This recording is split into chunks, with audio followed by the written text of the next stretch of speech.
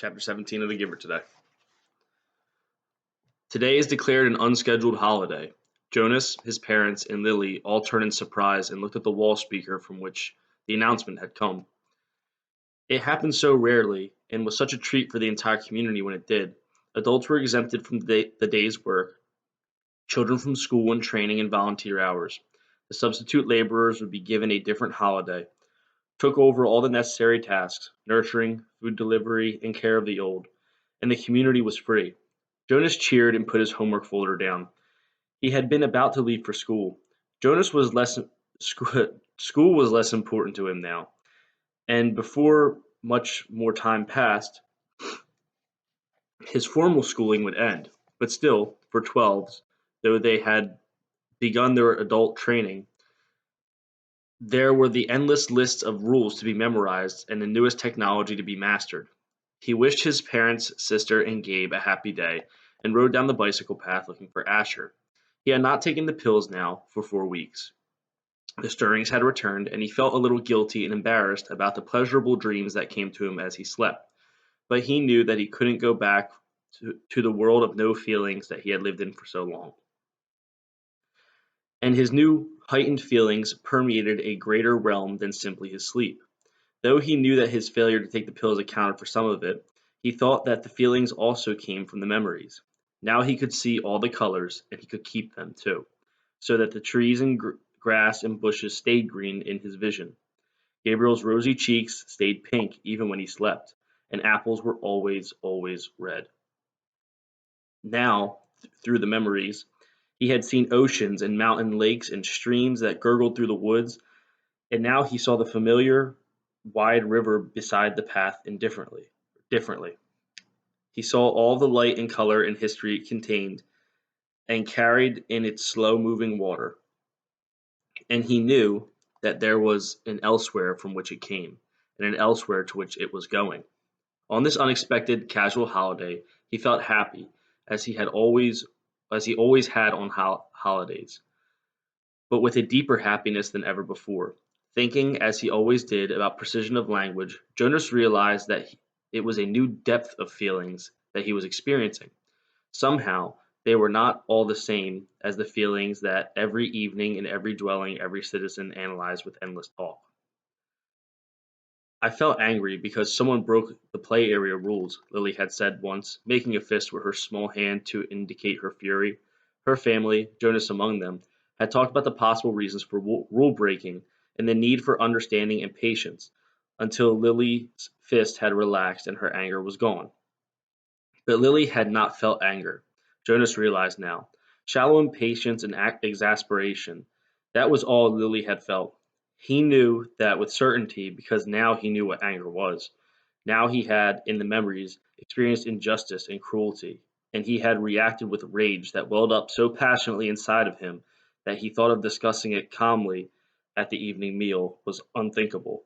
I felt sad today, he said, or he had heard his mother say, and they had comforted her. But now Jonas had experienced real sadness. He had felt grief. He knew that there was no quick comfort for emotions like those. These were deeper, and they did not need to be told. They were felt. Today he felt happiness. Asher, he spied his friend's bicycle leaning against a tree at the edge of the playing field. Nearby, other bikes were strewn about the ground. On a holiday, the usual rules of order could be disregarded. He skidded to a stop and dropped his bike beside the others. "Hey, Ash," he shouted, looking around. There seemed to be no one in the play area. "Where are you?" "Phew!" A child's voice came from behind a nearby bush, made a sound. "Pow, pow, pow!"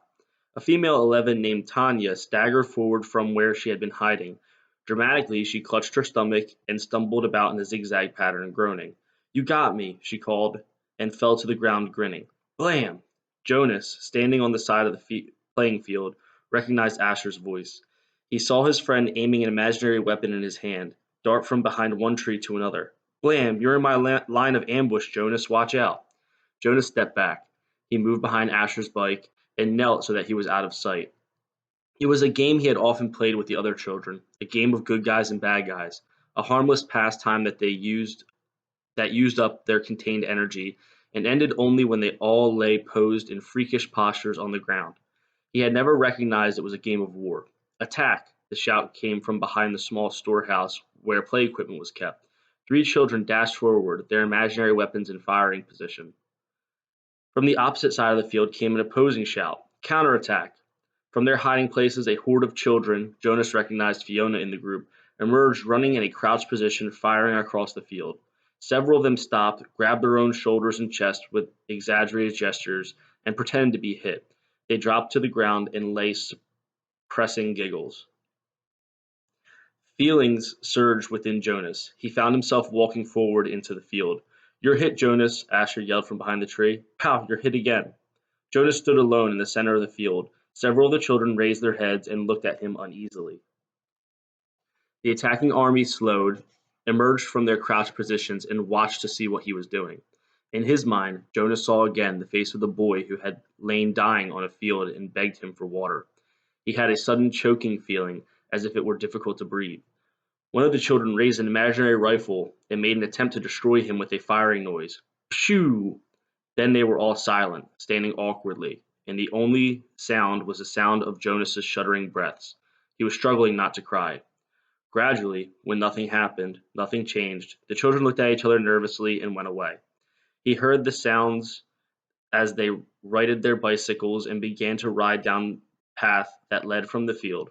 Only Asher and Fiona remained. "What's wrong, Jonas?" "It was only a game," Fiona said.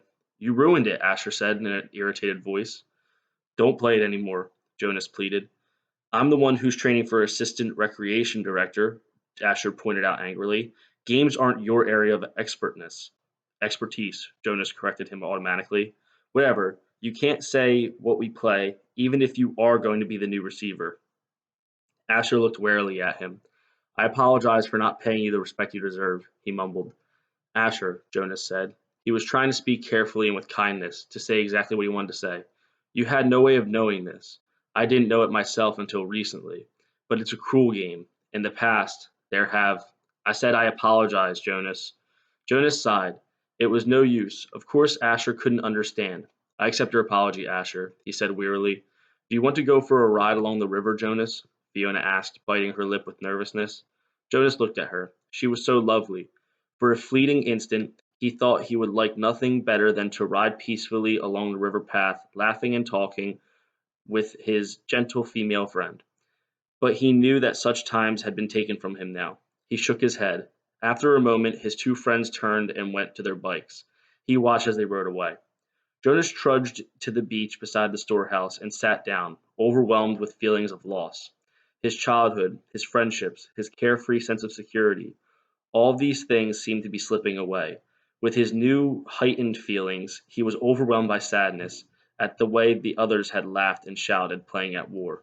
But he knew that they could not understand why, without the memories, he felt such love for Asher and Fiona. But they could not feel it back without the memories, and he could not give them those. Jonas knew with certainty that he could change nothing. Back in their dwelling that evening, Lily chattered merrily about the wonderful holiday she had, playing with her friends, having her midday meal out of doors, and, she confessed, sneaking a very short try on her father's bicycle. "I can't wait till I get my very own bicycle next month. Father's is too big for me. I fell," she explained matter-of-factly. "Good thing Gabe wasn't in the child seat." "A very good thing," Mother agreed, frowning at the idea of it. Gabriel waved his arms at the mention of himself. He had begun to walk just the week before. The first steps of a new child were always the occasion for celebration at the nurturing center, Father said, but also for the introduction of a discipline wand. Now Father brought the slender instrument home with him each night in case Gabriel misbehaved. But he was a happy and easygoing toddler. Now he moved unsteadily across the room laughing. "Gay," he chirped, "Gay." It was his it was the way he said his own name. Jonas brightened. It had been a depressing day for him, after such a brilliant start, but he set his glum thoughts aside. He thought about starting to teach Lily to ride so that she could speed off proudly after her ceremony of 9, which would be coming soon. It was hard to believe that it was almost December again, that almost a year had passed since he had become a 12. He smiled as he watched the new child plant one small foot carefully before the other, grinning with glee at his own steps as he tried them out. I want to get to sleep tonight early, Father said. Tomorrow's a busy day for me. The twins are being born tomorrow, and the test results should show they're identical. One for here, one for elsewhere, Lily chanted. One for here, one for else. Do you actually take it elsewhere, Father? Jonas asked. No, I just have to make the selection. I weigh them, hand the larger over to the nurturer who's standing by, waiting, and then I get the smaller one all cleaned up and comfy. Then I perform a small ceremony of release, and he glanced down, grinning at Gabriel. Then I wave bye-bye, he said in a special sweet voice he used when he spoke to the new child. He waved his hand in a familiar gesture. Gabriel giggled and waved bye-bye back to him. And somebody else comes to get him? Somebody from elsewhere? That's right, Jonas Bonus. Jonas rolled his eyes in embarrassment that his father had used the silly pet name. Lily was deep in thought. What if they give the little twin a name elsewhere? A name like, oh, maybe Jonathan. And here in our community, at the naming, the twin that we kept here is given the name Jonathan. And then there would be two children with the same name, and they would look exactly the same. And someday, maybe, when they were six, one group of sixes would go to visit another community on a bus, and there in the other community would be the other group of sixes, would be a Jonathan who was exactly the same as the other Jonathan. And then maybe they would get mixed up and take the wrong Jonathan home, and maybe his parents wouldn't notice, and then she paused for a breath. Lily, Mother said, I have a wonderful idea. Maybe when you become a 12, they'll give you the assignment of storyteller. I don't think we've had a storyteller in the community for a long time, but if I were on the committee, I would definitely choose you for that job. Lily grinned. I have a better idea for one more story, she announced. What if actually we were all twins and didn't know it? And so elsewhere there would be another Lily and another Jonas, another father, and another Asher, and another chief elder, and another father groaned. Lily, he said, it's bedtime. All right, so a little bit of a longer chapter. Jonas experiences what seems to be like a little bit of like maybe PTSD from seeing war and seeing his friends play war. He gets really emotional about that. So, that was probably one of the most important things that happened in that chapter. So make sure that you include that in your digital journal. But I'll see you guys later.